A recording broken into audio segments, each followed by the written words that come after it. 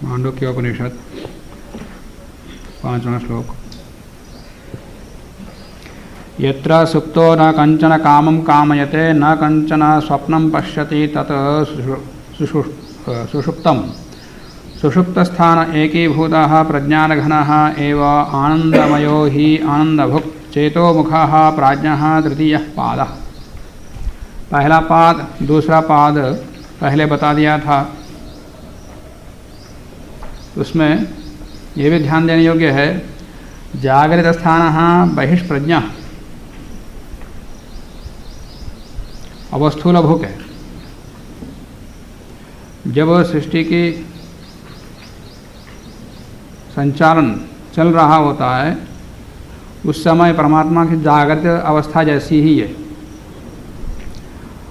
और वह बहिष्प्रज्ञ होता है क्योंकि बाहर के वस्तुओं में उसकी क्रिया दिखाई देती है,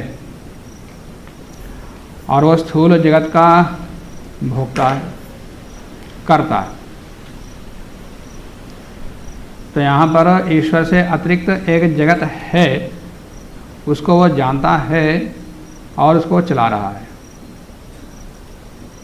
एक और दूसरा जो दूसरी अवस्था दूसरा पाद बता दिया था स्वप्न अवस्था का। स्वप्न स्थान अंतः प्रज्ञा, वो अंतः प्रज्ञ होता है, स्वप्न मिथ्या नहीं होता।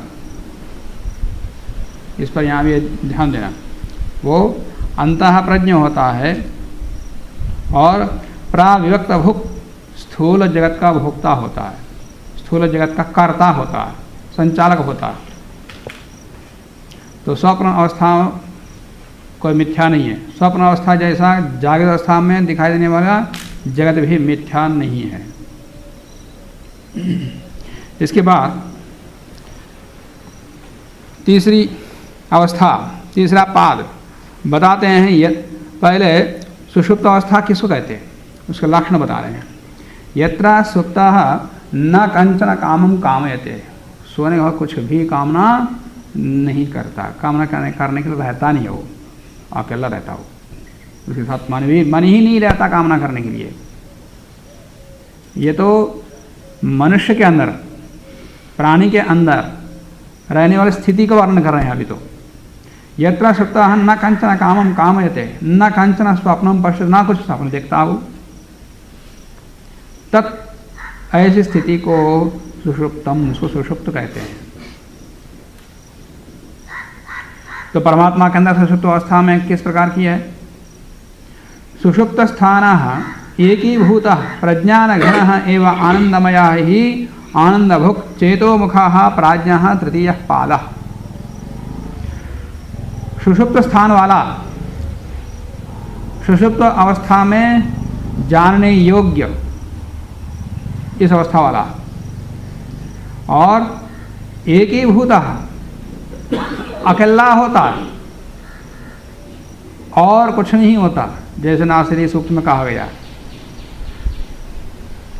कुछ भी नहीं है, केवल परमात्मा, वो एकीभूत। पहले क्या कहा था? सप्तांग, दूसरी अवस्था में भी सप्तांग, और तीसरी अवस्था में एकांग है। तो सुषुप्त स्थान एकीभूत, पहले सप्तांग कहा है, यहाँ एकीभूत माने एकांग वाला होता है, और कोई अंग नहीं होता उसका, अकेला रहता। प्रज्ञान घन, पहले क्या कहा था?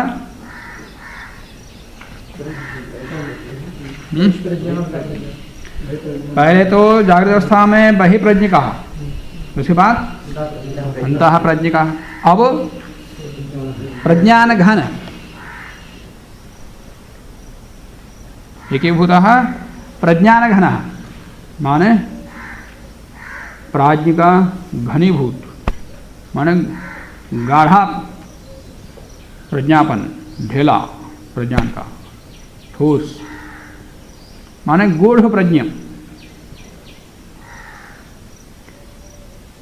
प्रज्ञान घन एव आनंदमय, और ये आनंदमय होता। पहले कहा स्थूल भुक्, फिर उसके बाद कहा प्राविविक्त भुक, अब कह रहे हैं आनंद भुक, आनंद का भोग करने वाला। तो यहाँ आनंद का मतलब क्या है? आनंद का मतलब अर्थ क्या होता? आनंद। स्थूल भुक कहा है, फिर उसके बाद सूक्ष्म भुक कहा है, जगत संबंधी कहा, तो यहाँ भी आनंद भी जगत संबंधी ही होना चाहिए। पहली अवस्था में प्रथम पाद में स्थूल भुक, उसके प्राविविक्त भुक माने सूक्ष्म जगत का भोक्ता कर्ता कहा, तो यहाँ भी जगत संबंधी ही होना चाहिए। तीसरी अवस्था में भी, तो यहाँ आनंद प्रकृति के लिए आया, अव्यक्त प्रकृति के लिए आनंद शब्द आया। प्रकृति का भोक्ता, प्रकृति के अंदर उस समय कुछ भी नहीं है, अकेला रहता है, माने प्रकृति तो रहती है, उसमें कुछ क्रिया चल रही होती है, उसका कर्ता तो है वो। जैसे खेती में खेती करते करते करते कभी उसमें ऐसी स्थिति आ जाती है, कोई सार नहीं रहता, कुछ उपजता नहीं है, कुछ पैदा नहीं होता, तो किसान क्या करता? छोड़ देता उसको। तो आजकल तो रासायनिक तत्व आगे वो डाल देते, तो पहले नहीं था, ऐसे क्या करते? उसको छोड़ देते, एक साल छोड़ देते। खेती कुछ नहीं, खेती कुछ नहीं, कुछ काम नहीं हो रहा, ये कुछ काम नहीं कर रहा है, परंतु वो अपने सार को ग्रहण कर रहा होता है। वो भूमि अपने अंदर एक सार को संग्रह कर रही होती है। तो प्रकृति प्रलय अवस्था में भी कुछ भी नहीं अकेला है, इसका तात्पर्य प्रकृति अवस्था अव्यक्त और प्रकृति तो है और उसका करता है, उसमें कुछ क्रिया चल रही है, तो उसको आनंद भुक का। ज़्यादा प्रपंच नहीं है, थोड़ा और प्रपंच रखा है, इतना सारा प्रपंच लेकर कहाँ दुख हो रहा है ना, सब बंद कर दें, एक दो रख लें, फिर आनंद है ना। 30, 40, 50, 100 लोग, जितना प्रपंच बढ़ता उतना क्लेश बढ़ता। सबको निकाल दिया, 2-3 को रखा, अब पूरा गुरुकुल बंद कर दिया, अब आनंद में है। गुरुकुल बंद करिए मतलब बिल्कुल बंद करिए, खुश हैं परंतु अपेक्षाकृत आनंद में है। तो यहाँ आनंद का मतलब प्रकृति के लिए आनंद शब्द आया। प्रज्ञान घन और एवं आनंदमय, और आनंद भुक, वो आनंदमय रहता है, वो आनंद भुक है। और चेतो मुख, पहले क्या मुख कहा था? एकोनविंशति मुख, पहले पाद में भी दूसरे पाद में भी एकोनविंशति मुखा कहा। जागृत अवस्था में चेतो मुख, बस केवल चेतना मात्र ही उसका मुख है, चैतन्य शक्ति मात्र है और कुछ नहीं। जब जीवात्मा भी सुषुप्त अवस्था में रहता है तो भी केवल चैतन्य और कुछ नहीं, किसी के साथ, ना शरीर के साथ, ना मन के साथ, ना बुद्धि के साथ, किसी भी बाह्य विषय के साथ कोई संबंध नहीं, बस अकेला। यह है आनंदमय। ब्रह्ममय हो जाता, सुषुप्त अवस्था में भी ब्रह्म के साथ सादृश्य हो जाता, परंतु आनंदमय कब होता है? जीव सुषुप्त अवस्था में और समाधि अवस्था में, मुक्त अवस्था में, 3 अवस्थाओं में आनंदमय हो जाता, वो ब्रह्म के साथ सादृश्य हो जाता उसका। पर तीनों में अंतर यह है कि सुषुप्त अवस्था में जो आनंदमय हो जाता, आनंद भोगता हो जाता जीवात्मा, उस समय तामसिक आनंद भोगता है, और ये समाधि अवस्था में वो रासिक आनंद भोगता है, और ये मुक्त अवस्था में सात्विक आनंद का भोक्ता होता है। आया सांख्य दर्शन में।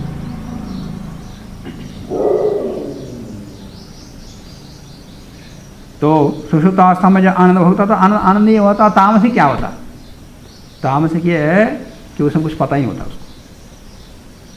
आनंद भोग रहा होता है पर उसको पता नहीं मुझे आनंद मिल रहा है और मुझे शरीर के साथ आनंद, मन के साथ किसी के साथ कोई संबंध नहीं है, मैं अकेला हूँ, मस्ती में हूँ, आनंदित हूँ, उसको पता ही नहीं। वो उठने के बाद पता लगता है हाँ नींद बहुत बढ़िया आई, बस इतना वो समझता वो। शरीर के साथ जो उसको दुख हो रहा था वो कुछ भी नहीं रहता पर उसको पता नहीं होता।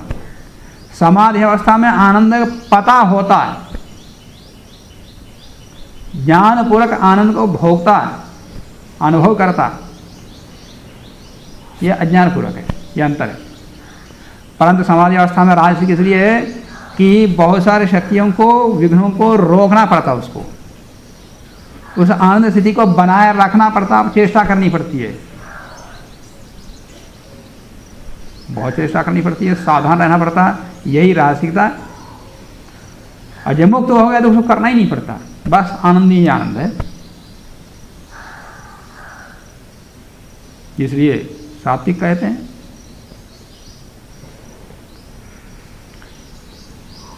तो चेतो मुखा पहले एकोनविंशति मुखा का दोनों अवस्थाओं में, अब यहाँ चेतना मात्र परमात्मा, याद रखना इन तीनों अवस्थाओं को, ये तीनों अवस्थाएं परमात्मा को बताए जा रहे हैं, न कि जीवात्मा के।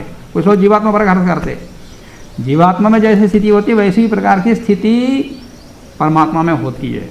सादृश्य से बता रहे हैं, वो सोता है, स्वप्न लेता है, सुषुप्त समय रहता है, ऐसा नहीं।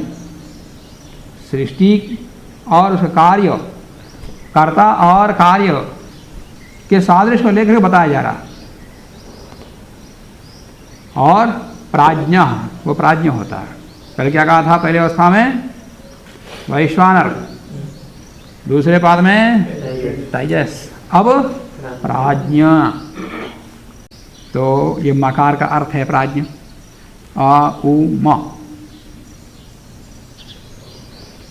इति तृतीय पाद, यह तीसरा पाद है,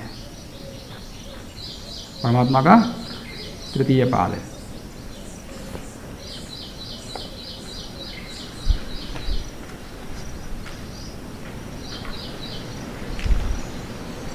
इस प्रकार की स्थिति मनुस्मृति में भी है।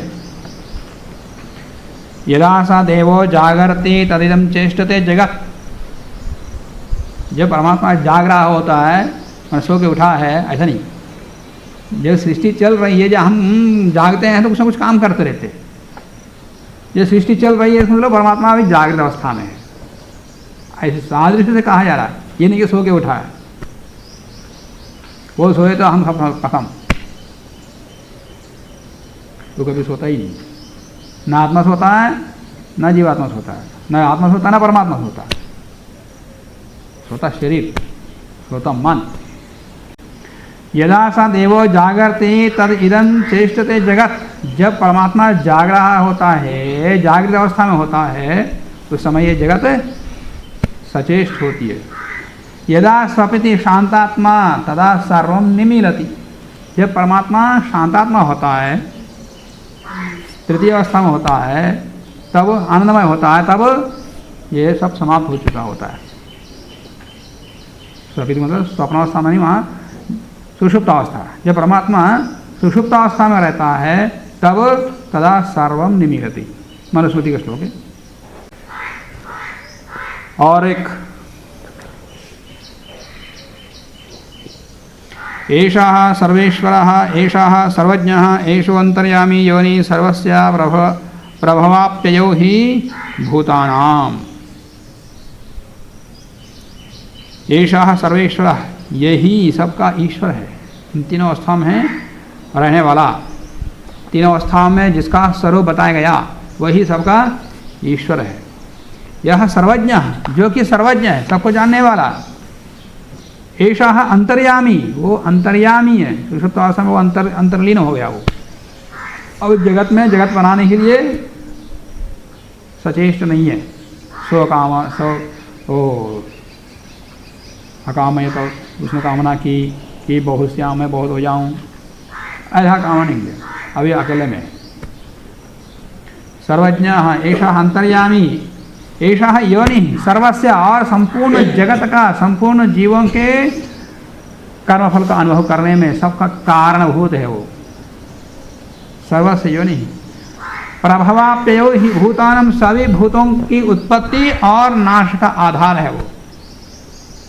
प्रभव और अप्यय लय, इन दोनों का ही वो स्थान है, आश्रय है, उसी में ही सब कुछ चलता रहता।